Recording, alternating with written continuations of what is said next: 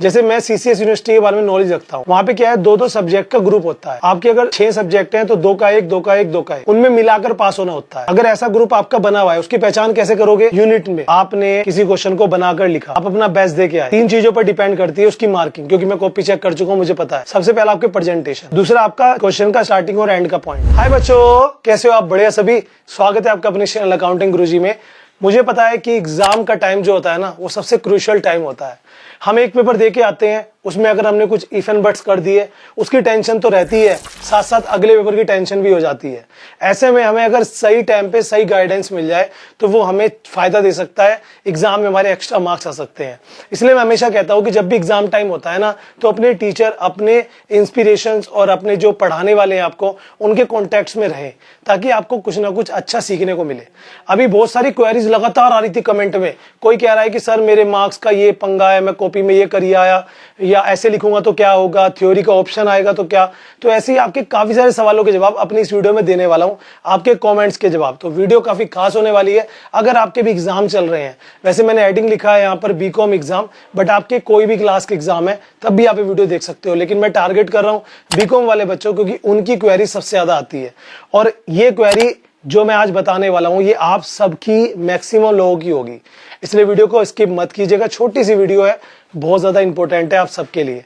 अगर आपकी भी कोई क्वेरी हो तो आप भी कमेंट कर सकते हैं, ठीक है। अगर मुझे लगा कि हाँ ये क्वेरी कॉमन क्वेरी है तो मैं उस पर वीडियो बनाऊंगा, अदरवाइज वहीं रिप्लाई दे दिया जाता है।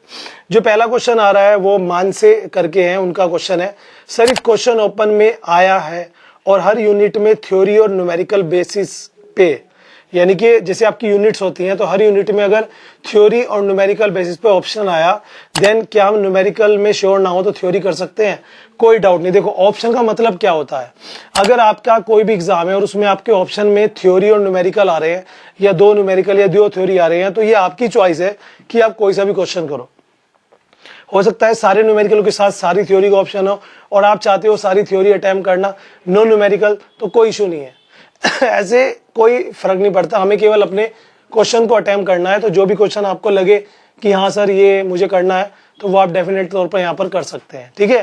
सो टेंशन मत लो, जैसा ठीक लगे वैसा करो, अच्छे से अटेम्प्ट करके आओ, कोई भी छोड़ना मत। नेक्स्ट जो क्वेश्चन है वो आता है ओजी गेमर्स का। इनका क्वेश्चन है, सर मैं पेपर दिला के आया हूं सर, और दिला के या देके, चलो कोई बात नहीं, और मुझे लग रहा है कि मैं इंग्लिश और इनकम टैक्स में फेल हो जाऊंगा, तो सर क्या कोई रास्ता है, सप्ली देनी है? देखो अभी आप एग्जाम दे के आए हो, अभी कैसे आप सोच सकते हो कि मैं फेल हो जाऊंगा? आपने अपना बेस्ट दिया ना, कम से कम रिजल्ट तक का इंतजार तो करो। हम क्या करते हैं, तब तक हम टेंशन में रहेंगे, यार मेरा ऐसा हो गया वैसा हो गया। मैं आपको अपना इंसिडेंट बताता हूँ। जब मैं 12th क्लास में था और मेरा इंग्लिश का एग्जाम था, उस साल इंग्लिश का एग्जाम इतना टफ आया था, इतना टफ आया था कि जिस कोचिंग में मैं इंग्लिश की कोचिंग लेता था, वहां पे जब शाम को गया अपने टीचर को क्वेश्चन पेपर दिखाने के लिए, तो मैं तो सोच रहा था कि एक बार को तो मैंने सोच रहा था स्कूल से आते हुए कि मैं कुछ गलत कर लूं अपने साथ, क्योंकि मुझे बर्दाश्त नहीं हो रहा था सारे एग्जाम मेरे इतने अच्छे और इंग्लिश का इतना खराब। मैं पूरे दिन रोता रहा। फिर मैं जब अपने टीचर से मिलने के लिए गया तो वहां देखा कि मेरे से भी ज्यादा बच्चे परेशान थे। और जिस दिन रिजल्ट आया तो मैं आपको बताऊं, मेरे कोचिंग में इंग्लिश में सबसे ज्यादा नंबर मेरे थे, जबकि मैं कोई बहुत ज्यादा सिंसियर स्टूडेंट नहीं था तब भी। तो इस चीज का आपको खुद भी कॉम्प्लेक्स नहीं होना चाहिए कि यार ये मेरा एग्जाम गलत हो गया, मुझे लग रहा है वैसे फेल हो जाऊंगा। अरे क्या पता एग्जामिनर तुम्हें पास कर दे, कम से कम रिजल्ट तक वेट करो। इसका इंपैक्ट क्या पड़ता है, जो आपका नेक्स्ट पेपर है जिसकी आपको प्रिपरेशन करनी है, आप ध्यान इस पे रखते हो जिसपे उसका अच्छे नंबर नहीं आ पाते, तो प्लीज ये गलती मत करें। रवि का क्वेश्चन आ रहा है, सर पास होने के लिए 26 जरूरी है, या ग्रुप वाले सब्जेक्ट में एक में 20 आ जाए, एक में 30 आ जाए, चल जाएगा? बहुत सारी यूनिवर्सिटियों का अपना अपना हिसाब होता है। मैं किसी पर्टिकुलर यूनिवर्सिटी के बारे में नहीं बता रहा हूँ। जैसे मैं सीसीएस यूनिवर्सिटी के बारे में नॉलेज रखता हूँ, वहां पे क्या है, 2 सब्जेक्ट का ग्रुप होता है। आपके अगर 6 सब्जेक्ट हैं तो 2 का 1, 2 का 1, 2 का 1, उनमें मिलाकर पास होना होता है। अगर ऐसा ग्रुप आपका बना हुआ है, उसकी पहचान कैसे करोगे? यूनिट में, या तो वो यूनिट में बटा हुआ होगा या उसके जो सीक्वेंस में नंबर्स होंगे, ABCD ऐसे करके। तो अगर इस तरह से है तो आप अगर एक में 20 ले आते हो, एक में 20 ले आते हो, मिलाकर आप पास हो जाओगे तो कोई दिक्कत नहीं है। लेकिन अगर आपका इंडिविजुअल है तो आपको पास इंडिविजुअल ही होना पड़ेगा। तो ये आप अपनी यूनिवर्सिटी में चेक कर सकते हैं। CG फैमिली व्लॉग करके है, सर अगर आंसर एग्जैक्ट नहीं है उसके बाद पास होना है तो कितने 15 मार्क्स में कितने लिख पाएंगे? मतलब कहने का मतलब ये है कि आप ये देखिए कि 15 मार्क्स में हमने लिखा, बनाकर लिखा, एग्जैक्ट नहीं लिखा। तो क्या हमें 15 मार्क्स में कितने नंबर देंगे? देखो ये डिपेंड करता है एग्जामिनर पर।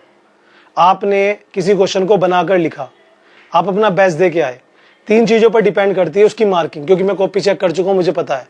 सबसे पहला आपके प्रेजेंटेशन, दूसरा आपका क्वेश्चन का स्टार्टिंग और एंड का पॉइंट।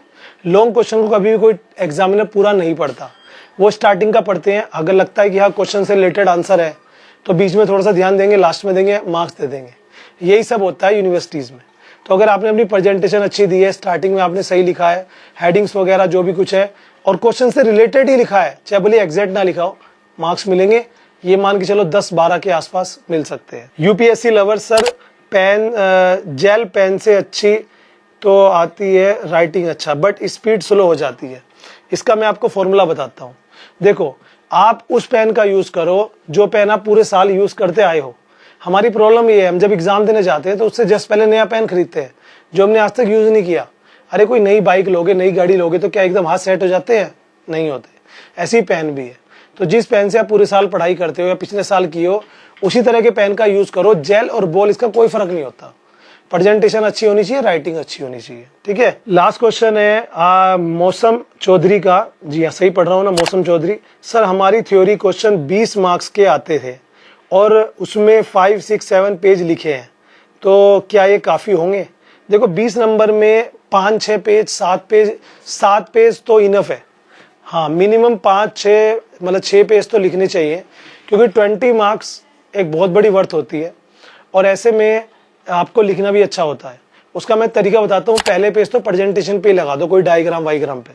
इस तरह से आपके काफी सारे पेजेस भर जाएंगे और एंड में आधे पेज का कंक्लूजन लिखो, तो 6 पेज तो आपके इजीली भर जाएंगे। तो 6 और 7 पेज इनफ है, इससे कम भी नहीं होने चाहिए और इससे ज्यादा भी नहीं होने चाहिए। ओके, तो आई होप आपको आज की बहुत सारी क्वेरीज मैंने क्लियर की। आपके मन में भी इस तरह के सवाल बहुत सारे होंगे, तो आप भी कमेंट कर सकते हैं, क्योंकि मैंने अभी स्टार्टिंग में जो बताया कि एग्जाम का जो टाइम होता है ये बहुत क्रूशियल टाइम होता है। इसमें बच्चा किसी से सलाह तो लेता नहीं, खुद ही जो है अपनी मनगढ़ंत सोच लेता है और परेशान रहता है, जो बीत गया उसके लिए भी और जो आने वाला एग्जाम है उसके लिए भी। तो मैं हूं ना, टेंशन क्यों लेते हो यार। Thank you.